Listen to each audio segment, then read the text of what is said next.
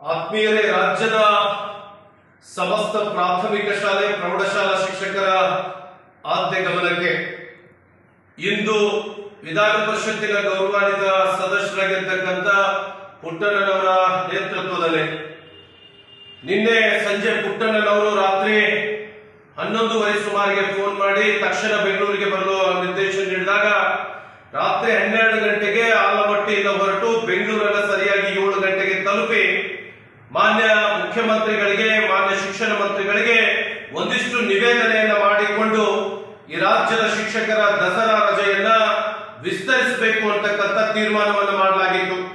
ಅದಕ್ಕೆ ಸಂಬಂಧಿಸಿದಂತೆ ಬೆಳಿಗ್ಗೆ ಸರಿಯಾಗಿ 8 ಗಂಟೆಗೆ ಮಾನ್ಯ ಮಧು ಬಂಗಾರಪ್ಪ ಸಾಹೇಬರ ಜೊತೆ ಕೂಡ ಚರ್ಚಿಸಲಾಗಿ ಮಾನ್ಯ ಮಧು ಬಂಗಾರಪ್ಪ ಸಾಹೇಬರು ಮಾನ್ಯ ಮುಖ್ಯಮಂತ್ರಿಗಳ ಜೊತೆ ಚರ್ಚಿಸಲು ನಿರ್ದೇಶನವನ್ನು ನೀಡಿದರು.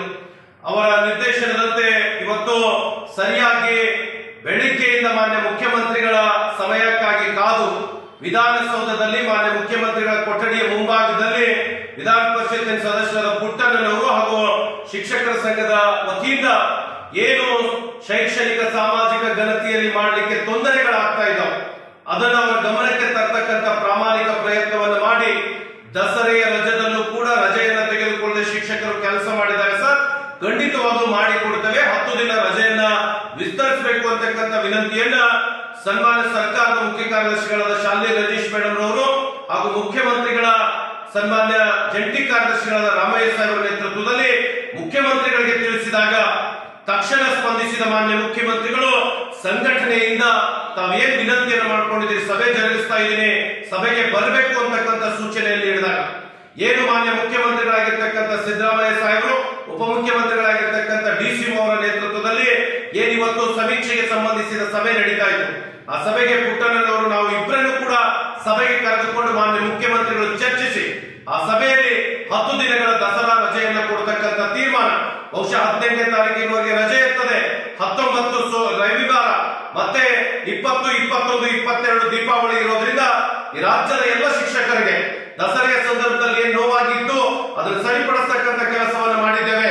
ಆ ಕಾರಣಕ್ಕಾಗಿ ರಾಜ್ಯದ ಮುಖ್ಯಮಂತ್ರಿಗಳಾಗಿರ್ತಕ್ಕಂಥ ಸಿದ್ದರಾಮಯ್ಯ ಸಾಹೇಬರಿಗೆ, ಉಪಮುಖ್ಯಮಂತ್ರಿಗಳಾಗಿರ್ತಕ್ಕಂಥ ಸನ್ಮಾನ್ಯ ಡಿ.ಕೆ. ಶಿವಕುಮಾರ್ ಸಾಹೇಬರಿಗೆ, ಶಾಲಾ ಶಿಕ್ಷಣ ಮತ್ತು ಸಾಕ್ಷರತಾ ಇಲಾಖೆಯ ಸಚಿವರಾಗಿರ್ತಕ್ಕಂಥ ಸನ್ಮಾನ್ಯ ಮಧು ಬಂಗಾರಪ್ಪ ಸಾಹೇಬರಿಗೆ, ಮಾನ್ಯ ಸರ್ಕಾರದ ಮುಖ್ಯ ಕಾರ್ಯದರ್ಶಿಗಳಾಗಿರ್ತಕ್ಕಂಥ ಶಾಲಿನಿ ರಜನೀಶ್ ಮೇಡಮ್ ಅವರಿಗೆ, ನಮ್ಮ ಇಲಾಖೆಯ ಸನ್ಮಾನ್ಯ ಪ್ರಧಾನ ಕಾರ್ಯದರ್ಶಿಗಳಾಗಿರ್ತಕ್ಕಂಥ ರಶ್ಮಿ ಮಹೇಶ್ ಮೇಡಮ್ ಅವರಿಗೆ, ಜೊತೆಗೆ ನಿನ್ನೆ ತಾನೇ ಹಾಜರಾಗಿರ್ತಕ್ಕಂಥ ವಿಕಾಸ್ ಸುರಳ್ಕರ್ ಸಾಹೇಬರ ಜೊತೆ ಕೂಡ ಚರ್ಚೆ ಮಾಡಲಾಗಿ ಕೆಲವೇ ಗಂಟೆಗಳಲ್ಲಿ ಇದಕ್ಕೆ ಸಂಬಂಧಿಸಿದ ಅಧಿಕೃತ ಆದೇಶ ಕೂಡ ಹೊರಬೀಳುತ್ತದೆ. ಶಿಕ್ಷಕರ ಸಂಘಟನೆ ಬಹಳ ಗಟ್ಟಿಯಾಗಿತ್ತು.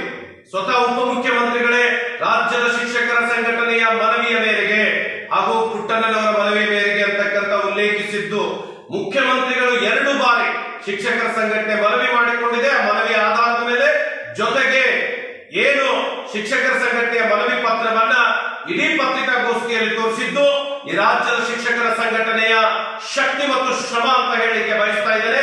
ಕೆಲವು ಜನ ವಾಟ್ಸ್ಆಪ್ ಗಳಲ್ಲಿ ಪತ್ರವನ್ನ ಹಾಕ್ತಕ್ಕಂಥ ಸಂಪ್ರದಾಯವನ್ನ ಇಟ್ಟುಕೊಂಡು ಅದನ್ನೇ ಸುದ್ದಿಯನ್ನು ಮಾಡ್ತಕ್ಕಂಥ ಕೆಲಸ ಮಾಡಿದಾರ.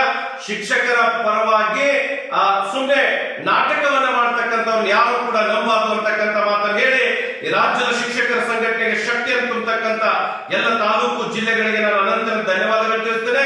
ಸಮೀಕ್ಷೆಯ ಸಂದರ್ಭದಲ್ಲಿ ಮೃತರಾದ ಶಿಕ್ಷಕರ ಪರವಾಗಿ ಕೂಡ ಮುಖ್ಯಮಂತ್ರಿಗಳ ಜೊತೆ ಚರ್ಚಿಸಿದಾಗ ನಾಗಮೋಹನ್ ದಾಸ್ ಸಂದರ್ಭದಲ್ಲಿ 15 ಲಕ್ಷ ಪರಿಹಾರ ಕೊಟ್ಟಿದ್ರು. ಇವತ್ತು 3 ಜನ ಶಿಕ್ಷಕರು ಮರಣ ಹೊಂದಿದ್ದಾರೆ, ಅವರಿಗೆ 20 ಲಕ್ಷ ಪರಿಹಾರವನ್ನು ಮುಖ್ಯಮಂತ್ರಿಗಳು ಘೋಷಿಸಿದ್ದಾರೆ. ನಾನು ಬೆಂಗಳೂರು ಮತ್ತು ಇತರೆ ಏನು ಬೆಂಗಳೂರಿನ ಹೊರತುಪಡಿಸಿ ನಮ್ಮ ಶಿಕ್ಷಕರನ್ನು ವಿನಂತಿ ಮಾಡಿಕೊಳ್ತೇನೆ, ಬೇಗ ಸಮೀಕ್ಷೆಯನ್ನು ಮುಗಿಸಿ ಸರ್ಕಾರಕ್ಕೆ ಏನು ನಮ್ಮ ಮೇಲೆ ನಂಬಿಕೆಯನ್ನು ಇಟ್ಟಿದ್ದಾರೆ ಅದನ್ನು ಉಳಿಸಿಕೊಳ್ಳೋಣ. ಇನ್ನುಳಿದ ಬೇಡಿಕೆಗಳ ಬಗ್ಗೆಯೂ ಕೂಡ ರಾಜ್ಯ ಸಂಘ ತಕ್ಷಣ ಕ್ರಮ